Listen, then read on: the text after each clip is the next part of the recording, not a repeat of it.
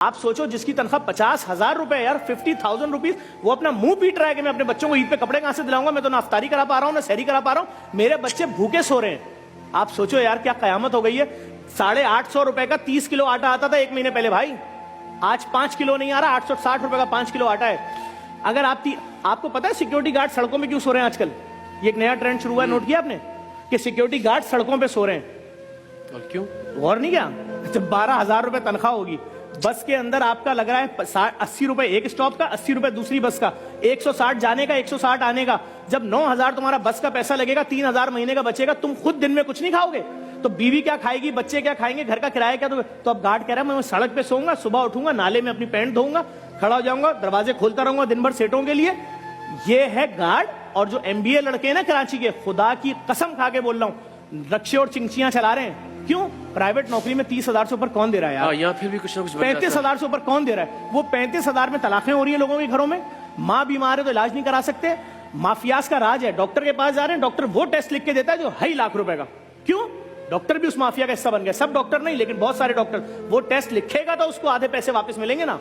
हमारे लोगों का क्या हाल हुआ है यार? सब बुरे लोग आपस में कनेक्टेड हैं, नेटवर्क बने हुए हैं। हुकूमत को सोचना पड़ेगा। अगर इन्होंने लोगों के लिए कोई ग्रांट नहीं दी, रमजान ग्रांट नहीं, पूरे साल का मुफ्त आटे का हाल देख लीजिए, कोई मनसूबाबंदी नहीं है, कोई प्लानिंग नहीं है, कोई स्ट्रेटजी नहीं है, कोई दिलचस्पी ही नहीं है। सर आप किस इलाके की बात करते हैं? मैं आपको औरंगी, कोरंगी, लांडी, मलीर, शाह फैसल, शादमान, बफर जोन, लियारी, खारादर, जहां बोले चलते हैं हम रात में 4 बजे। अगर आपको आवारा कुत्ते ना काटें तो मेरा नाम चेंज कर दिएगा। हमारे 3 साल की बेटी को आवारा कुत्ते काट के मार दें, हुक्मरान तो इधर आते ही नहीं पुल के इस तरफ। जो जुल्म देखें, सड़कें हमारे पास नहीं है, पानी हमारे, हम गटर का पानी पीते हैं भाई, गटर का। और अगर जिंदा रहना है तो जो पानी खरीदोगे उसका 9,000 रुपए बिल बनता है, और वो भी हमें पता है वो कोई फिल्टर विल्टर नहीं होता, वो खाली हमें दिल को मुतमईन करने के लिए 2 नंबर पानी भर के दे रहा है। तो भाई लोगों को कोई सोच ही नहीं रहा है यार। आप सोचो 40,000 रुपए के अंदर 20,000 रुपए घर का बिल चला गया, रेंट, 15,000 के इलेक्ट्रिक ले गई तुमसे, 5,000 में जिंदा कैसे रहेंगे? इस पे कोई बात नहीं कर रहा है। वो कह रहे हैं उनको गिरफ्तार कर लिया, उनको छोड़ दिया, वो कल वजीर आजम बन जाएंगे, वो मिनिस्टर बन जाएंगे। ये जितने कैमरामैन आपके खड़े इनसे कुरान पे हल्फ उठवाओ, एक नौकरी कर रहे हो कि 2 नौकरी कर रहे हो। तुम्हारी बीवी अपनी सालगिरह पे गिफ्ट मांगती है, दे सकते हो? बोलेगा 5 साल से नहीं दिया।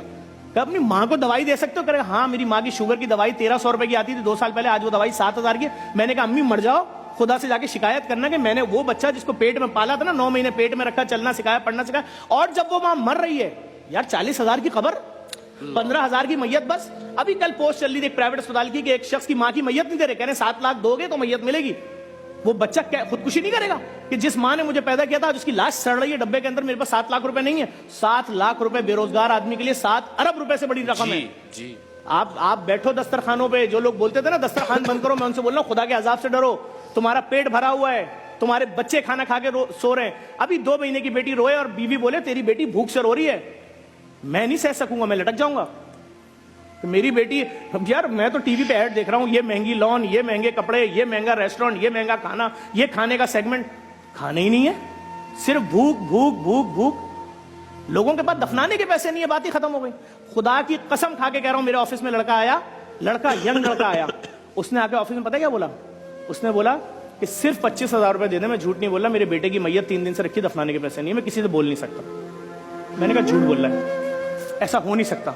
इतनी बेहिसी जमाने में लड़के को भेजा, लड़का गया, कसम खुदा की उसकी बच्चे की मैयत 3 दिन से रखी थी, सिर्फ 25,000 रुपए मांग रहा था। मैंने कहा मैयत बस के पैसे तो, बोला मैं गरीब हूं, मेरे रिश्तेदार नहीं आए, एम्बुलेंस में मैयत भेज दो। अल्लाह की जात जानती है जफर भाई, ये जब तक हम भी नेकी और इस तरह के मामलात में नहीं थे, हमें भी लगता था कि कोई ऐसी बातें कर रहा है ना तो वो शायद वो कोई बहुत ही अफसानवी बातें कर रहा है और डायलॉग है सिर्फ।